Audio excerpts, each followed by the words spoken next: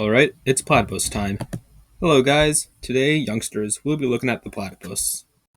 Scientific name being Ornithochinus anatinus, translating to weird cluster because that's what it is. It's like God decided to write everything blind when it was filling in its D&D character sheet, and I mean that literally. Alright, so animal classification. Kingdom, Animalia. Phylum, Chordata. Class, Mammalia. Order, Monotremata. Family, Ornithochidae, to which the only living member. Genus, Ornithochinus. Species, O. anatinus. Much like everything that's weird, this animal originates from where else? Australia, home of the world's best boxer, Bluey, and Wolverine. So let's start where it begins. Male platypus meets female platypus, and as Syndrome puts it, Got busy! the male will fertilize the female's eggs inside her and then go scamper off to go get milk. Platypuses are deuterostomes, meaning they form bud first when forming inside the amniotic sac. So I guess we're all... Huh?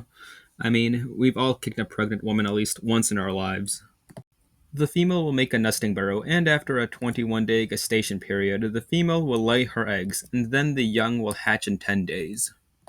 That's right, I said hatch, because much like Knuckles the echidna, the platypus lays eggs. The monotreme order are the only mammals that are oviparous, meaning they lay eggs. Not just that, the name monotreme means single opening in Greek.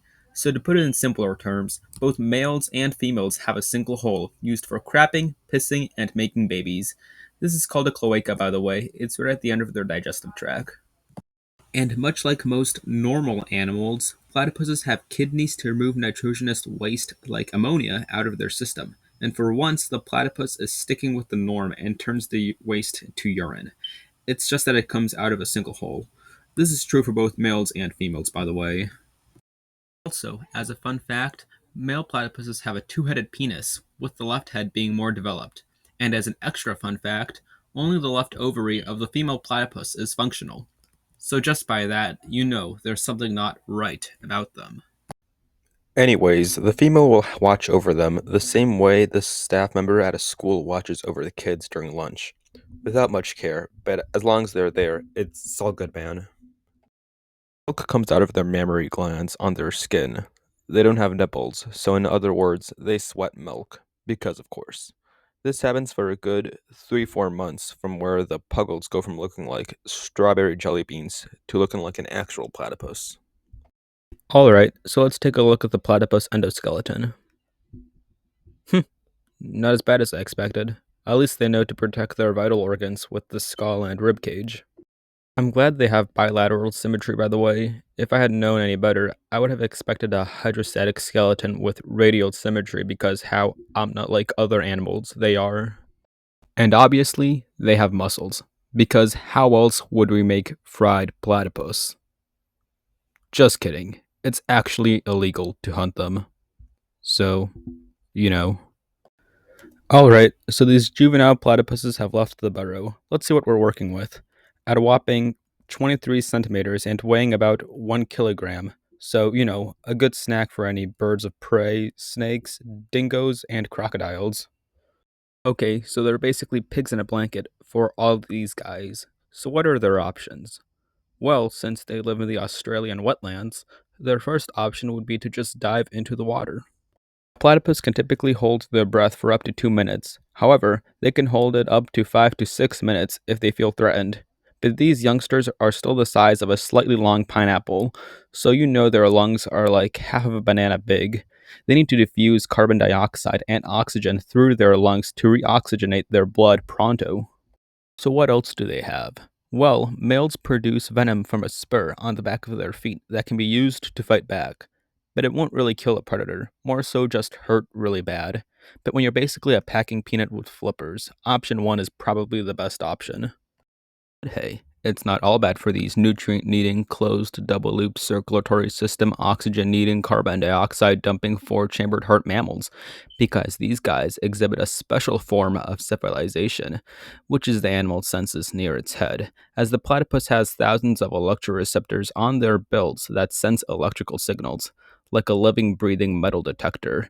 They're used to find food like crustaceans, worms, insect larvae, fish eggs, and God knows what else. Hey, look, this carnivorous little guy found a crayfish. As you can see, he had his eyes closed and he was rubbing his bill on the riverbed until he found something. But wait, the platypus doesn't have teeth, so how will he crush down his food? Well, they have these rough grinding pads made of keratin that will help grind their food, which are their substitute for teeth. They will also keep gravel in their cheek pouches to help with grinding the food. Jesus, they're so extra about everything. After they swallow their grounded food, it will then travel to their stomach. Oops, I mean their lack of stomach, because apparently this mutant beaver has no stomach.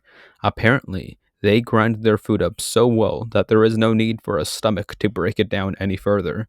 Their livers do produce bile to help digest their food, though. But yeah, it goes from the small intestine for nutrient absorption to the large intestine for the water absorption, and out the cloaca as manure, just like the strange, crazy straw that it is. The platypus will go out of the river when it wants to. When they do, they'll walk on their knuckles to protect their webbed feet. This is pretty much a platypus's life for like the next 20 years. Platypuses don't really tolerate each other. It's every platypus for themselves out there, and especially males during mating season. However, if a male, like this little guy, finds a female, he'll swim circles around her to show that he's interested in her. And if she reciprocates the affection, then they get Busy! Oh, it looks like we have a fight going on here. Look at these two males going at it. It's starting to look like a UFC fight. Go get your Cheezels and your Ice Vovos, because this is gonna get good. Yeah, never mind. This looks like a kindergartner smashing two chocolate bars together. However, the platypus has been dealing with a new threat. It's not all Kinke rules and Sam Eagles out there.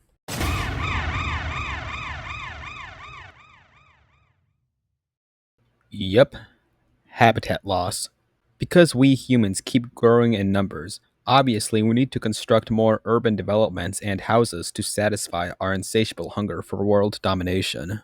Logging and wood harvesting have also become a problem, not to mention the construction of dams and water management.